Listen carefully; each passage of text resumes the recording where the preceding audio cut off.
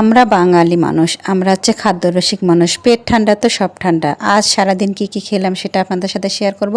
আসসালামু আলাইকুম, সবাই কেমন আছেন? আশা করি আল্লাহর রহমতে ভালো আছেন।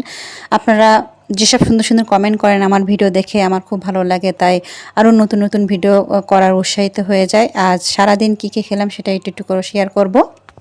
আজ সারাদিন অনেক মজার মজার খাবার খেয়েছি। প্রথমে তো সকালে খেয়েছিলাম 7 রকমের ভর্তা খেয়েছিলাম। এখানে আলু ভর্তা আছে, সিম ভর্তা আছে, বেগুন ভর্তা ছিল, ডিম ভর্তা ছিল, ডাল ভর্তা ছিল, আর আপনার ছিল টমেটো ভর্তা আর পেঁয়াজ মরিচ ভর্তা।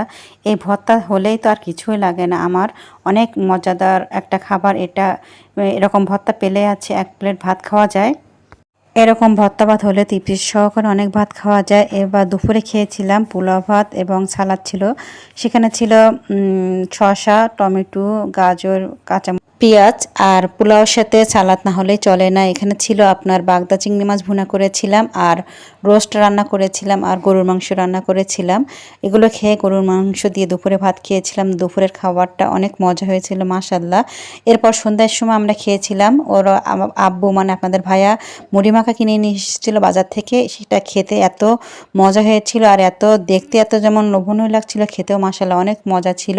এটা পাশের দোকান থেকে কিনে নিয়ে এসেছিল। আমরা সবাই মিলে অনেক মজা করে এই মুড়ি মাখাটা খেয়েছিলাম। আসলে অনেক মুড়ি মাখা বাজার থেকে কিনে নিয়ে আসে ওর আব্বু, কিন্তু এই মুড়ি মাখাটা এত মজা ছিল যে না প্রশংসা করে পাচ্ছি। এরপর আমরা খেয়েছিলাম আমার মেয়ের হাতে তৈরি করা কেক, এবং তেলের পিঠা ভাজেছিলাম, এবং হচ্ছে পাকোড়া তৈরি করেছিল আমার মেয়ে, এবং শাকালু এবং বড়ই।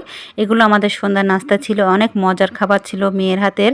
হোমমেড সব খাবার খেতে অনেক মজা লাগে। তারপরে আমরা সবাই গল্পগুজব করে রাতের খাবারটা খেয়েছিলাম।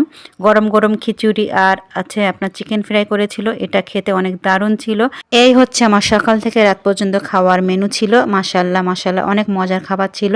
আমার ভিডিওটা কেমন হয়েছে সবাই খুব সুন্দর সুন্দর কমেন্ট করে জানাবেন। সবাই ভালো থাকবেন। আল্লাহ হাফেজ। আসসালামু আলাইকুম।